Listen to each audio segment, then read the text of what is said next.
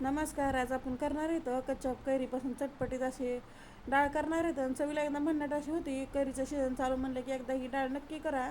लहानांपासून ते मोठ्यांपर्यंत सगळ्यांना आवडून हमेशा हीच अशी डाळ करून खातात. रेसिपीला सुरुवात करू. 1 वाटी तूर डाळ घेतलेली आणि 3 ते 4 चमचे मसूर डाळ घ्यायची. मसूर डाळच्या ऐवजी मुगा डाळ घेतली तरी चालतं. 1 चमचाभर तेल आणि 1 छोटा चमचा मीठ घेतलेलं आहे.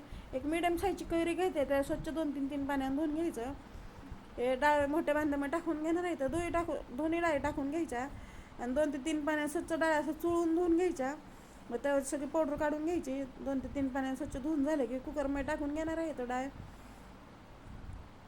कुकरमध्ये डाळ टाकली की कैरी टाकून घ्यायची. कैरीवरचे साल काढून घेतलेले तर आणि जास्त आंबट असं अर्धीच कैरी वापरायची.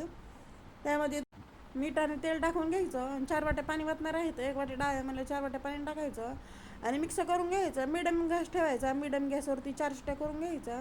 4 शिट्ट्यामध्ये चांगली बघा डाळ शिजलेली आणि आपली कैरी पण शिजली डाळीसोबत. ह्याला एकदा घोटून घ्यायचं. हलकंसं घोटून घेतलं तर डाळ चांगली मॅश होती, कारण चांगली डाळ आपण शिजून घेतलेली. 4 शिट्ट्या केल्या की डाळ चांगली शिजते. आता फोडणी सामान बघून घेऊ. एक मिडियम साईजचा कांदा घेतलेला, 1 छोटा चमचा मोहरी, 2 लाल मिरच्या, 1 छोटा चमचा जिरे, छोटा अर्धा चमचा हळद घेतलेली, 1 पिंच हिंग घेतलेले आणि 1 चमचा लाल तिखट, कोथिंबीर, 1 कढई घेतलेली. कढईमध्ये मोठे 3 चमचे तेल टाकायचं.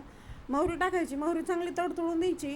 कच्ची फोडणी अजिबात ठेवायची नाही. चांगली मोहरी तडतडली की जिरे आणि मिरची टाकून घ्यायची. जिरे पण चांगले फुलून द्यायचे. गॅस बारीक ठेवायचा आणि त्यामध्ये कांदा टाकणार आहे तर ही उभा कापून घेतलेला कांदा आहे. तुम्ही बारीक जरी कापून घेतला तरी चालतंय.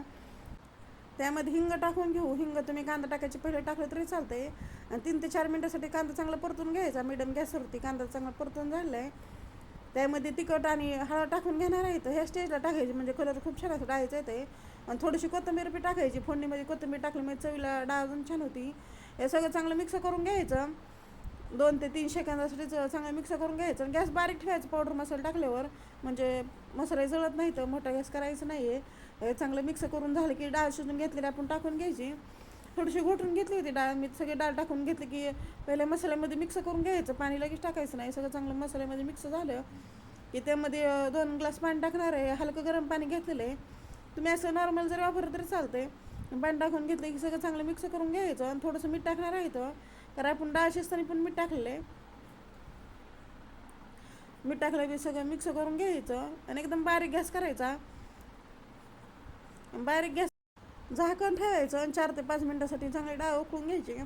4 ते 5 मिनटामध्ये डाळ चांगली तयार झाली की छान अशी डाळ तयार झाली. आपल्या आवडीप्रमाणे जशी पाहिजे तशी घट्ट पातळ जशी पाहिजे तशी आपण करू शकतो. तर तुम्हाला जशी आवडेल तशी करायची. त्यामुळे थोडीशी कोथिंबीर टाकून मिक्स करून घेऊ की चटपटीत अशी डाळ तयार झाली.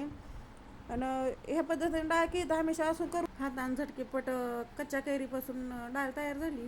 ही माझी रेसिपी कशी वाटली कमेंटमध्ये नक्की सांगा. लाईक करा, शेअर करा आणि चॅनल जर नवीन असेल सबस्क्राईब करा.